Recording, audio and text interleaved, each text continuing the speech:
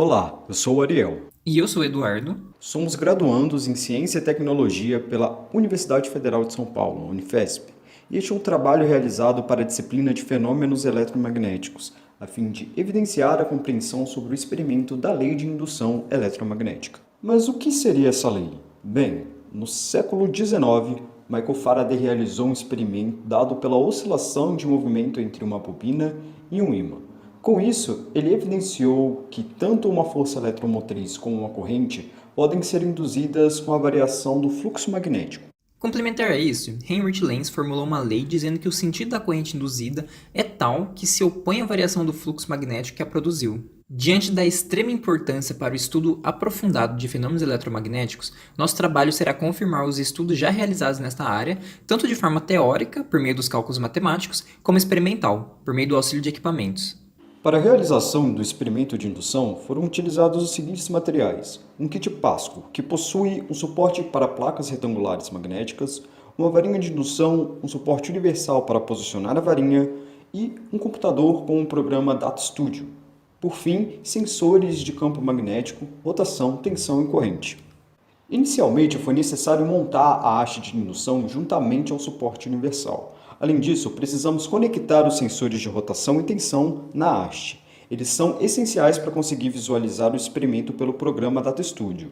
O sensor de campo precisa apenas ser conectado junto ao computador e calibrado utilizando um cilindro de alumínio, que irá reduzir as interferências. Por fim, basta regular a distância entre as placas para o valor desejado, de forma que a haste consiga oscilar livremente entre elas. Após conectar todos os sensores, pelo programa Data Studio será preciso configurar alguns parâmetros. O primeiro deles será ajustar a frequência de leitura dos dados, que deve ser modificada para 1000 Hz, ou seja, 1000 leituras por segundo. Além disso, a posição de repouso da haste precisará ser modificada, para que o gráfico possua o valor zero no ponto correto. Então, para iniciar o experimento, basta pressionar o botão de Novo Experimento no Data Studio. Atenção, que é muito importante não esquecer de estabelecer o mesmo ponto de soltura para a haste quando for realizar mais de um experimento, para que os valores sejam coerentes entre os gráficos. Para uma melhor análise, o experimento será feito em duas situações, uma com campo forte e uma com campo fraco. O com campo forte será realizado com uma distância entre placas de 1,5 cm, enquanto que o de campo fraco será de 4 cm. Importante ressaltarmos aqui que os dados serão apresentados de maneira conjunta, porém, cada experimento foi realizado separadamente. Primeiramente, foi preciso medir o campo magnético criado pelas duas distâncias 10 vezes, para que assim seja possível calcular a média e seu desvio padrão. Os dados para cada um dos campos estão representados nas tabelas 1 e 2. Os valores médios obtidos com as suas incertezas foram 33 mais ou menos 4 militesla e 70 mais ou menos 4 militesla. Para medir a oscilação e a tensão, precisamos pressionar o botão de iniciar no programa Data Studio e soltar a haste a uma distância e altura padronizada. Para cada valor de distância, foram realizadas 3 medições. Analisando os gráficos de tensão induzida, é possível obter o tempo em que ocorreu a variação do fluxo magnético na bobina. Considerando apenas o tempo de subida, o resultado obtido para o campo forte foi de 24 mais ou menos 2 milissegundos e para o campo fraco de 22 mais ou menos 1 milissegundos. Agora, para obter um valor médio aproximado para a tensão, foram realizados dois métodos distintos, por meio da média dos valores de pico dos gráficos de tensão e por meio da fórmula mostrada no slide. Por meio dos dados obtidos experimentalmente, obtemos os valores de ΔB e ΔT. Assim, sabendo que a bobina possui 200 voltas e uma área de 4,9 vezes 10 a menos 3 metros quadrados, podemos utilizar a fórmula da tensão média induzida dada por epsilon igual a menos n vezes A vezes ΔB dividido por ΔT. Portanto, os resultados obtidos para o campo forte por este método foi de 0,29 mais ou menos 0,03 volts e para o campo fraco de 0,15 mais ou menos 0,02 volts. Para o segundo método, é preciso apenas obter o módulo dos valores de picos e de vales dos gráficos de tensão e assim realizar a média entre eles. Com 20 valores obtidos para campo forte e fracos, os resultados obtidos foram respectivamente 0,29 mais ou menos 0,02 volts e 0,097 mais ou menos 0,008 volts. Embora a formulação matemática tenha arredondamentos, incertezas e estejamos suscetíveis a erros aleatórios, como a dificuldade visual de apreciar a escala, chegamos à conclusão de que houve sucesso, uma vez que os valores foram coincidentes em ambos os cálculos. Além disso, os valores obtidos para os dois métodos estão próximos, principalmente para o campo forte, em que a única mudança é a incerteza.